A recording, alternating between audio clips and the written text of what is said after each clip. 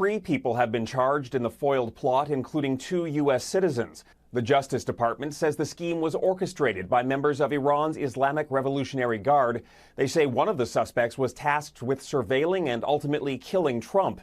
In the unsealed indictment, prosecutors say the suspect indicated that the assassination plot would cost a huge amount of money. In response, an IRGC official said, "We have already spent a lot of money, so money's not an issue," suggesting a continuing plot to target Trump.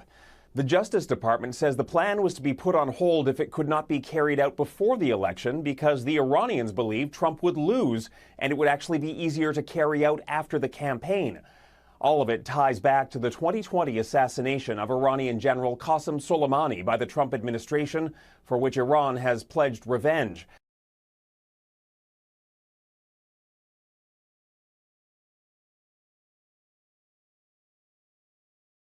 Yemen's Houthis say that they have targeted an Israeli airbase with a hypersonic ballistic missile.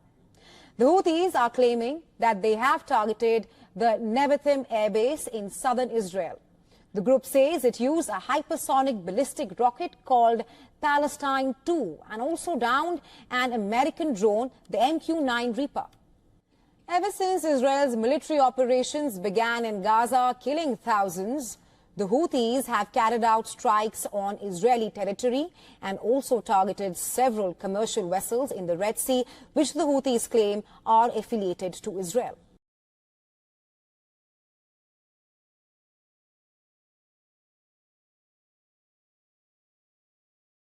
At least 25 people have been injured in a Russian strike on the northeastern Ukrainian city of Kharkiv. According to local officials, preliminary inspections show a guided aerial bomb hit a 12-story apartment building, causing extensive damage. And in the neighboring region of Donetsk, at least 4 houses and 180 apartments were damaged in Russian strikes on the town of Mykolaiivka. Local officials there said 5 of the apartments were damaged beyond repair and that work is underway to restore gas and electricity to undamaged homes.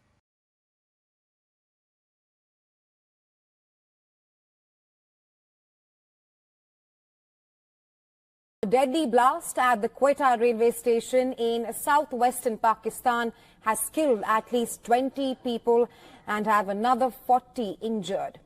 The blast occurred at a railway station in Quetta. The Balochistan Liberation Army, the separatist BLA, has claimed responsibility for the blast, calling it a suicide attack. The SPP has said that the blast took place inside the railway station when the Peshawar-bound express was about to leave for its destination. The death toll has rapidly risen to 20 and this number is expected to increase further.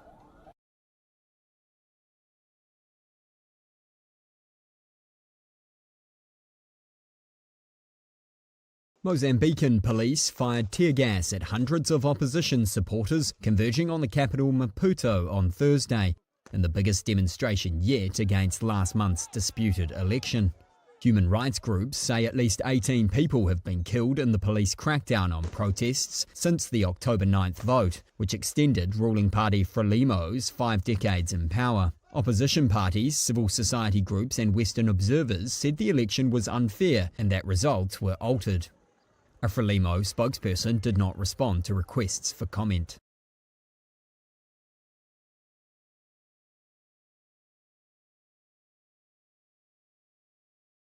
Police in Amsterdam say 5 people were hospitalized after a fight broke out following a soccer match. It happened yesterday.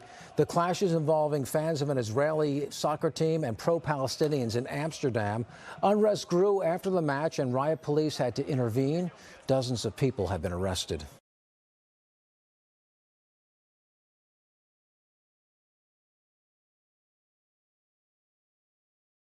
The aviation mystery of MH370 could be closer to being solved as teams embark on a new search mission to locate its wreckage within weeks.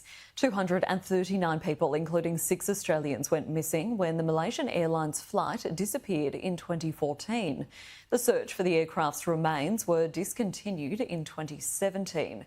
6 years later, the Malaysian government has endorsed an expert report into its potential location. The search will focus on an area west of Perth in the Indian Ocean, just 30 kilometres from the previous search zone.